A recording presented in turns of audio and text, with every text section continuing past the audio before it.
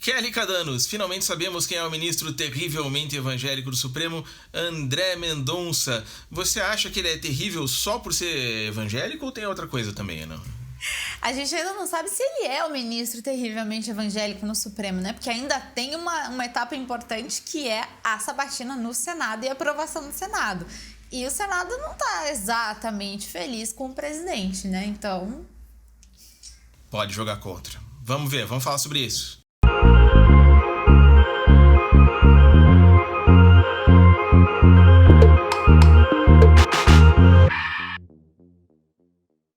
Olá para você que acompanha o Anexo 5. Está começando mais um programa semanal para discutir os bastidores da política aqui em Brasília. Meu nome é Kelly Cadanos, eu sou do Regra dos Terços e tenho comigo o Rogério Galindo do Plural em Curitiba. Para você que está chegando agora, não esquece de se inscrever no canal, tanto no canal do Regra quanto no canal do Plural, deixar já as suas notificações ativadas, né?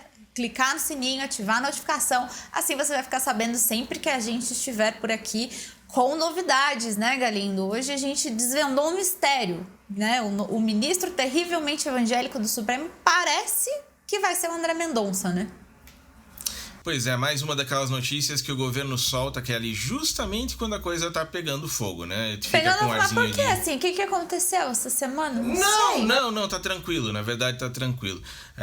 Mas enfim, bem no mesmo dia que a Folha de São Paulo, né, soltou novidades sobre os chunchos da vacina, o Bolsonaro diz que vai indicar o ministro André Mendonça, futuro, talvez, quem sabe, ministro André Mendonça para o Supremo Tribunal Federal, o que, lógico, né, mudou todo o noticiário do dia, todo mundo passou a falar sobre isso, sobre as repercussões e tal, porque não é pouca coisa, né? Um ministro do Supremo é uma pessoa que pode ficar lá décadas influenciando a política do país. E ter o André Mendonça influenciando por décadas a política do país, Kelly, você consegue imaginar o que isso significa?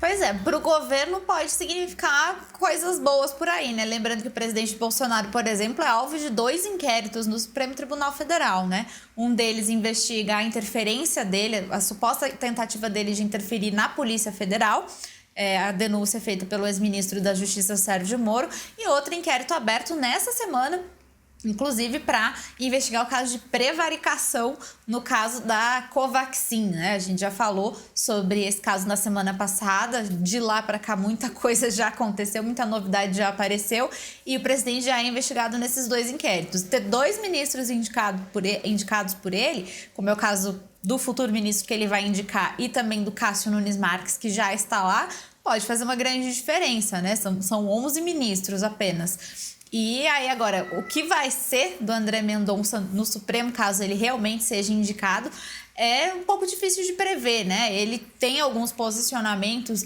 muito mais conservadores, mas ele tem ali, agrada uma ala do Supremo, a outra ala do Supremo já não vai muito com a cara dele, o caso do Gilmar Mendes, por exemplo, que já bateu boca com ele em alguns julgamentos, né? Lembrando que o André Mendonça é advogado-geral da União, então ele participa de julgamentos no Supremo Tribunal Federal, faz sustentações orais, né, defendendo posicionamento do governo federal.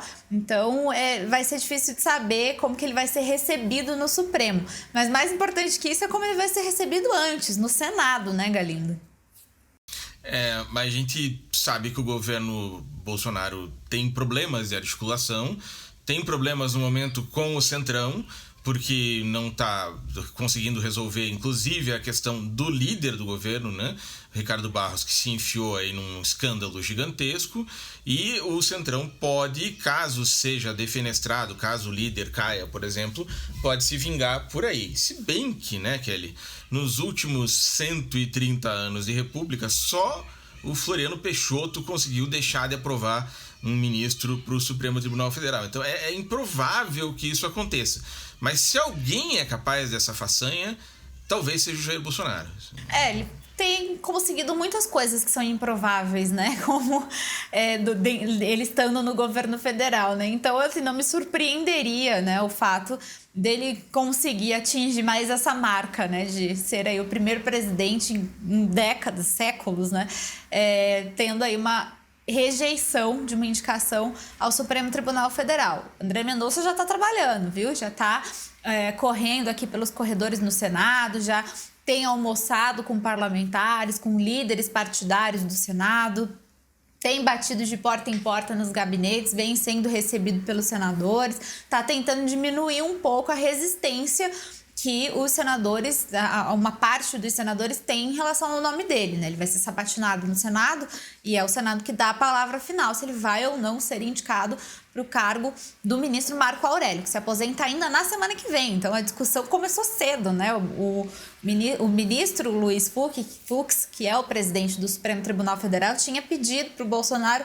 só anunciar um novo ministro, indicar um novo ministro, apenas quando Marco Aurélio já estivesse aposentado, né? Mas ele queimou a largada, vamos dizer assim, né? Se atropelou aí em uma semana.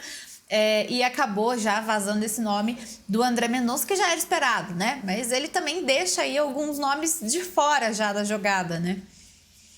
Agora, como você disse, né? Na vez passada já era para ser o André Mendonça e na última hora, por motivos políticos, por necessidade de sobrevivência do governo, acabaram jogando o homem, né, como boi de piranha, e na última hora foi o Cássio Nunes. Pode ser que isso aconteça de novo. Ainda mais se você levar em consideração tudo que está acontecendo na CPI da pandemia, né? A gente tem várias denúncias ali envolvendo o governo federal, tanto em caso de omissão por parte do governo no combate à pandemia. Tem outras coisas mais graves ainda sendo reveladas nas últimas semanas, como casos envolvendo irregularidades na compra de vacinas. Então, tudo isso vai fazer com que o presidente acabe precisando cada vez mais do Centrão para se apoiar tanto na Câmara quanto no Senado, né? E aí a gente lembra que a gente tem manifestações ocorrendo, já ocorreram 3 manifestações contra o governo, as 3 tiveram um público considerável, não dá para ignorar isso, né? A tendência é que essas manifestações ganhem corpo a partir dessas novas denúncias. A gente já tem outros setores aderindo também a manifestações, não só a esquerda, né? A gente já, por exemplo, MBL e o Vem Pra Rua já estão pensando em marcar manifestações também por conta própria, além dessas manifestações que vêm sido marcadas pela oposição. Então, tudo isso vai pressionar cada vez mais o governo, que vai precisar cada vez mais do Centrão, e o Centrão costuma cobrar caro, né, por isso. Então, nada é garantido até agora, né? Então, ainda mais nesse momento. Então, e como você disse, né, até o PSDB na rua contra o presidente, que é uma coisa curiosa, o Novo dizendo que adere ao impeachment. Então a situação realmente é complicada, e também tem o fator da opinião popular, né?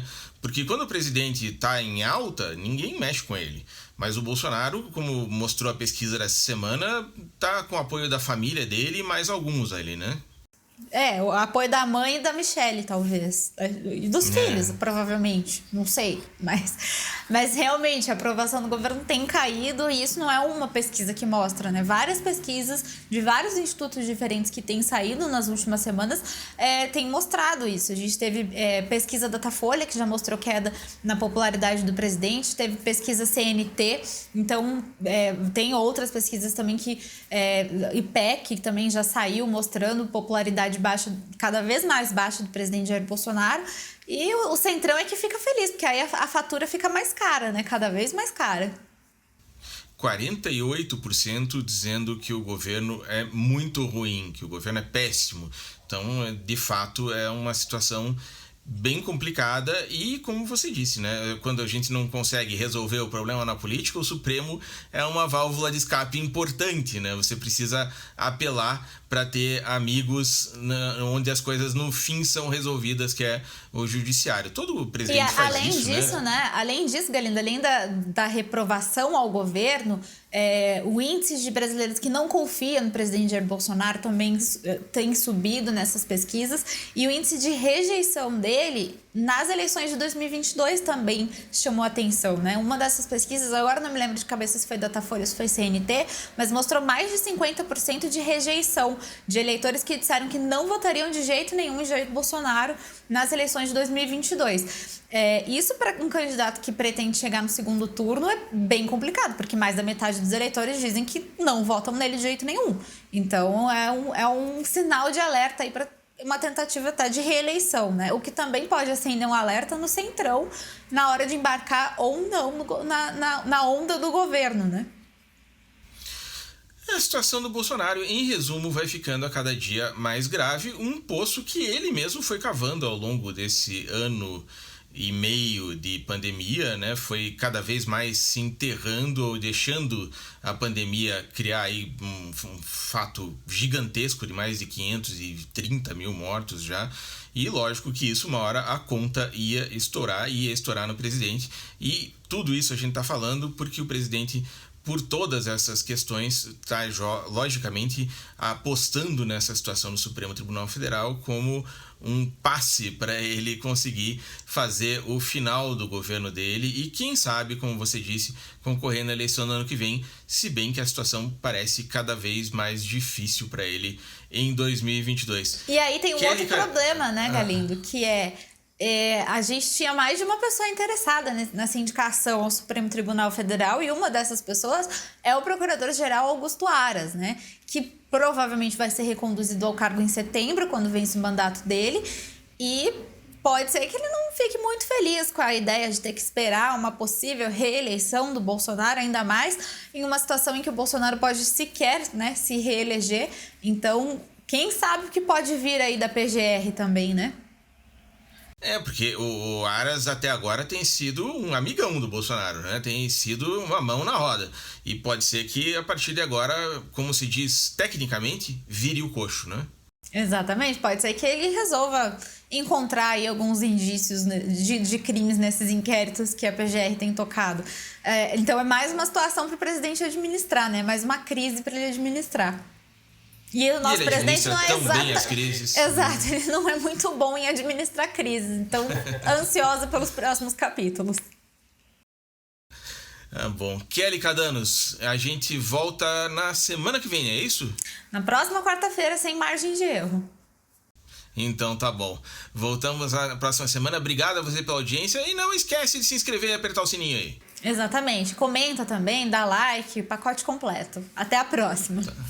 Valeu, tchau, tchau.